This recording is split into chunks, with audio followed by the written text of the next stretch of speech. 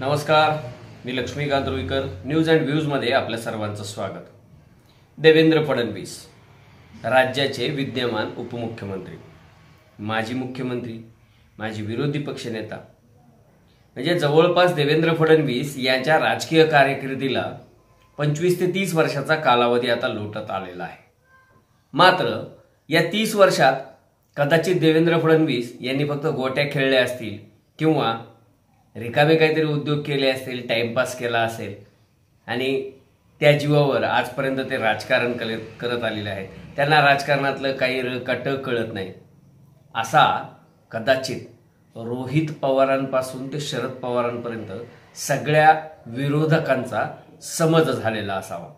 आणि त्याच्यामुळं उठलं की सुटलं, कधी अकेला देवेंद्र क्या करेगा, अलीकडच्या काळात बेचारा देवेंद्र क्या करेगा, मुख्यमंत्र्याला उपमुख्यमंत्री म्हणून बसावं लागतंय, किती सहन करायचं, ही आणि अशा पद्धतीची टीका टिप्पणी फडणवीसांवर सातत्यानं सुरू आहे.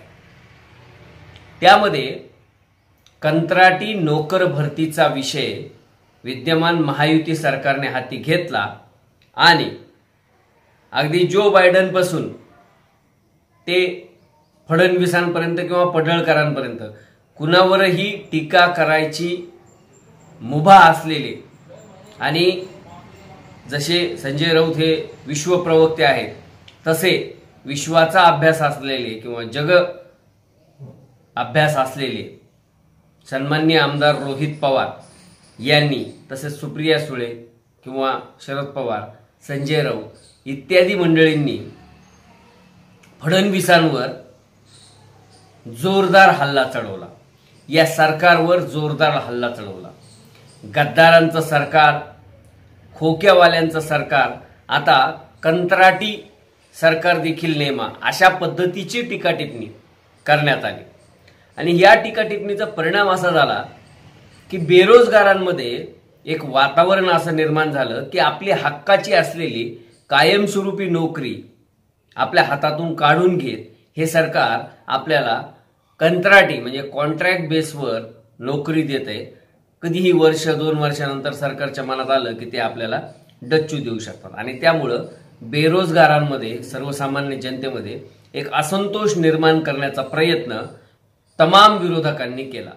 आणि या सगळ्या प्रकरणात तोफेच्या तोंडी होते ते उपमुख्यमंत्री देवेंद्र फडणवीस. आता देवेंद्र फडणवीस हे देखील काही कच्च्या गुरूचे चेले नाहीत, पण त्यांनी या सगळ्यांची ट्यूट्यू, या सगळ्यांचा चिवचिवाट सहन केला किंवा एका मर्यादेपर्यंत त्यांनी त्याकडे दुर्लक्ष केलं. मात्र पाणी डोक्याच्या वर जातंय असं लक्षात आल्यानंतर देवेंद्र फडणवीसांनी आपलं देवेंद्रास्त्र बाहेर काढलं.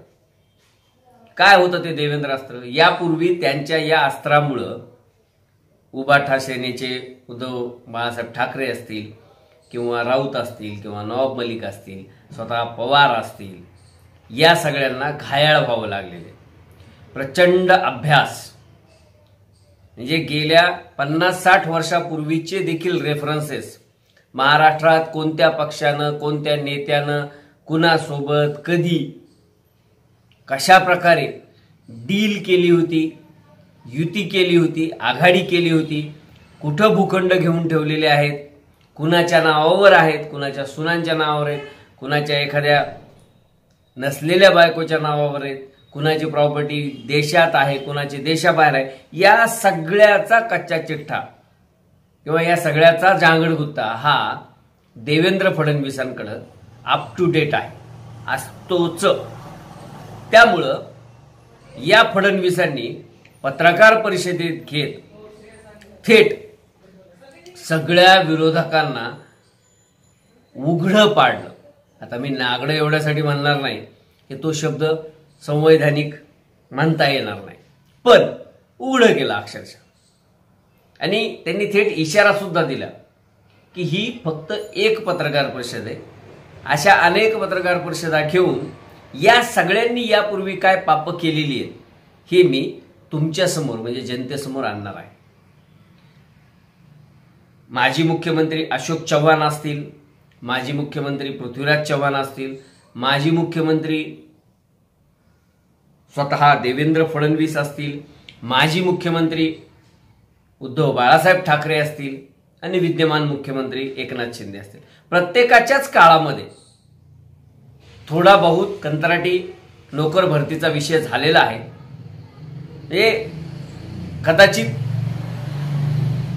तो विषय हा फडणवीसांच्या आठवणीतून गेला असेल, पण वसंत पुरके शिक्षण मंत्री असताना म्हणजे विलासराव देशमुख यांच्या काळात देखील शिक्षण सेवक हा कंत्राटीकरणाचाच एक भाग होता।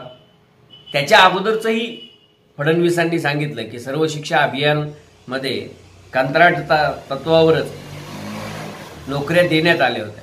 मग हे सगळं जर का यापूर्वी विरोधकांनी केलेलं आहे किंवा त्या तत्कालीन सत्ताधाऱ्यांनी केलेलं आहे, तर मग तोच कित्ता जर का या सरकारनं गिरवला तर पोट का दुखायला लागेल, संभ्रम का निर्माण केला जाऊ लागला।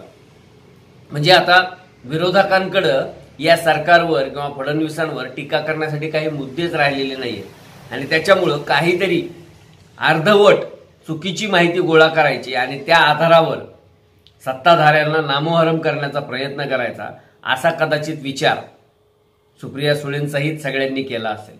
पण ते देवेंद्रला नडले आणि उघडे पडले, अशी अवस्था त्यांची आज तरी दिसून येते। देवेंद्र फडणवीसांनी अगदी म्हणजे संपूर्ण गेल्या 15-20 वर्षापासून कशा कशा पद्धतीनं कंत्राटीकरण केलं जातंय आणि कंत्राटीकरण हे कसं गरजेचं आहे हे सांगितलंय। मात्र हे सांगताना विद्यमान सरकारने जे काही कंत्राटी नोकर भरतीचं धोरण अवलंबलं होतं आणि जाहिराती निघाल्या होत्या, ते कंत्राटी धोरण पूर्णपणे, कंत्राटी नोकर भरती पूर्णपणे रद्द केल्याचं देखील त्यांनी जाहीर केलं। आता त्याचं देखील क्रेडिट घ्यायला हे विरोधक पुढे येत आहेत।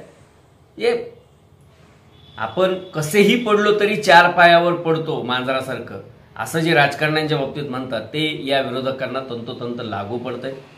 खरं तर देवेंद्र फडणवीस यांना यापूर्वी देखील अनेक वेळा अडचणीत आणण्याचा प्रयत्न झाला होता।